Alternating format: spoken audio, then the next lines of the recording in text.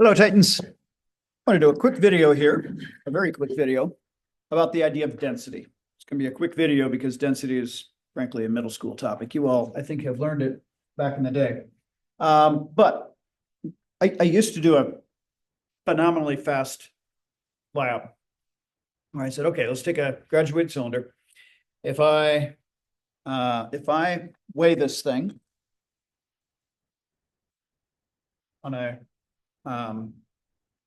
scale, say it comes out to be 100 grams. Yeah. Now, what if I pour a little water in there and weigh it again? Well, my mass and volume, if I plot mass versus volume, volume would be in milliliters. Mass would be in, I'm going to put it in kilograms. It would have a certain mass. Okay, again, if I subtract off the original mass of the graduated cylinder. And then what if I do that again with pour a little more water in, a little more, et cetera. I think it doesn't take too much difficulty to figure out, well, each time you add, if I double the volume, I double the mass, and I'm going to get a graph that looks like this. If I included the mass of my graduated cylinder, it would just start out up here, but I'd have a beautiful straight line. That tells me that there's something special about the mass related to the volume. Mass over volume must have some meaning in physics.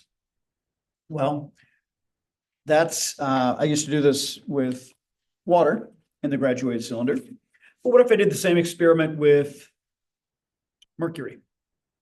Poured in a little mercury, a little more, a little more, a little more, a little more. I think you can visualize that for mercury, the mass would go up considerably faster because mercury is a very heavy liquid.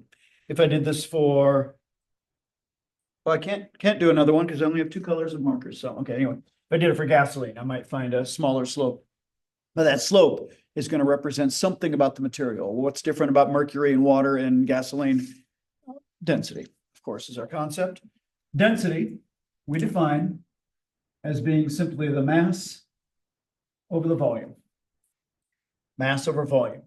Now, we use the Greek letter rho, R-H-O, if you want to type it out, but Greek letter rho equals mass over volume.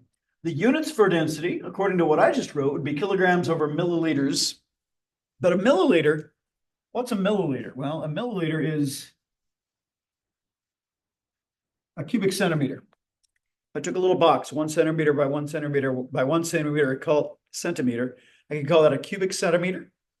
And it turns out we just call that a milliliter. Okay, a milliliter is a cubic centimeter. So 1 mil equals 1 centimeter cubed. In fact, the abbreviation for centimeter cubed, I could write it as cm cubed. Could also say cubic centimeter, cc. So you hear that abbreviation in medicine all the time. They say give them so many cc's of something. Cc's mean cubic centimeters or milliliters. Okay. Now, it turns out the density of water is 1 gram per cubic centimeter. That's easy. 1 gram per cubic centimeter. That's for water. It's not our base unit, though. Our base unit, we usually use kilograms, not grams. And we don't use cubic centimeters, we use cubic meters. So 1 gram per cubic centimeter, I'm going to convert real fast. Kilograms to grams, 1,000 to 1. How many cubic centimeters in a cubic meter?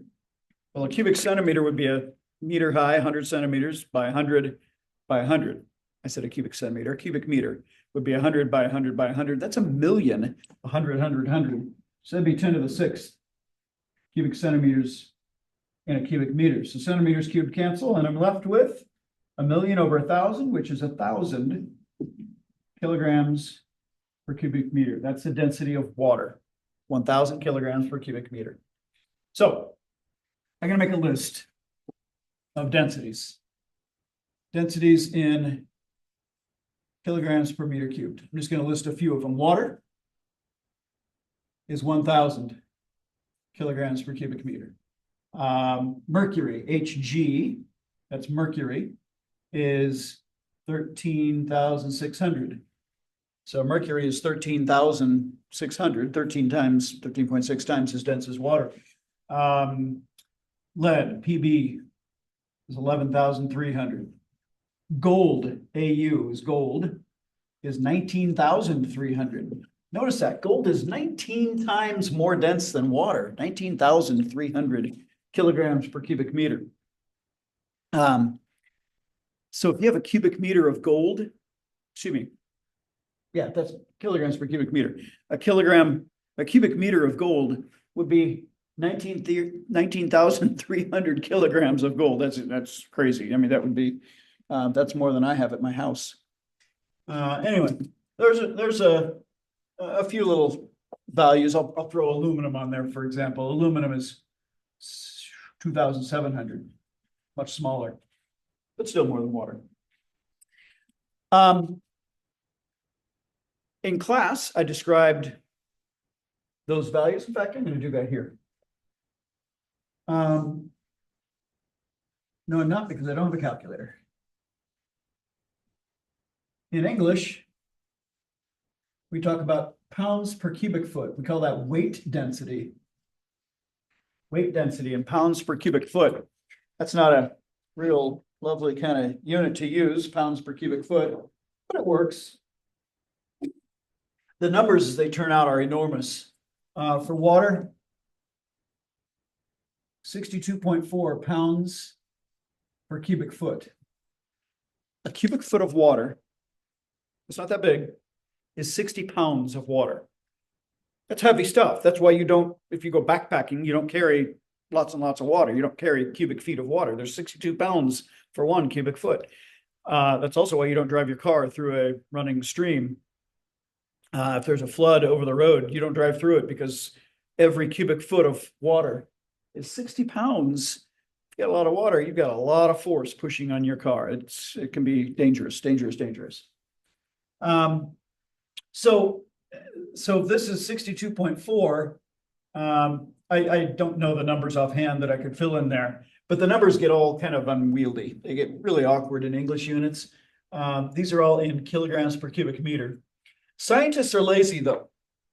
We don't like to write kilograms per cubic meter for everything. So they invented a new concept called specific gravity.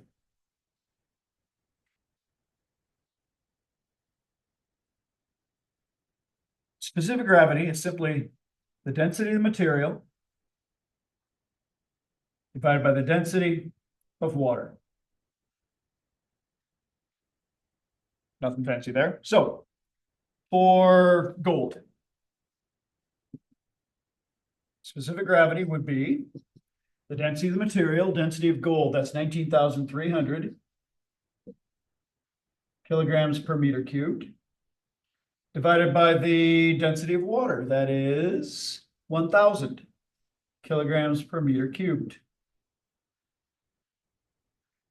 Now, if you look at your units, you see kilograms per cubic meter dropping right out. 19,300 divided by 1,000 is 19.3. Specific gravity of gold is 19.3. Basically, it's telling you how much heavier is it than water. So it's a convenient way for scientists to talk about densities. We don't need to worry about the units all the time. If we just know something is heavier than water or lighter than water, gasoline has a specific gravity that's less than 1.0, meaning it's less dense than water. Aluminum is 2.7 times more dense than water. Lead is 11.3 times as dense as water. So that concept called specific gravity, I'm throwing out there just because that's, you hear that referenced a lot of times. People won't say what the density is. They'll just tell you specific gravity is 19.3, and you just have to sort of figure out, oh, that means its density must be 19,300 kilograms per cubic meter. Okay, so that is density. Our equation is on the equation sheet.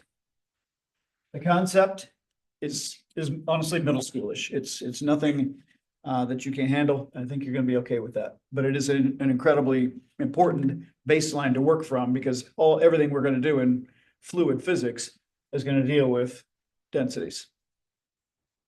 All right. Hopefully that helps. I'm gonna make a new video to talk about pressure and what we did on our lab.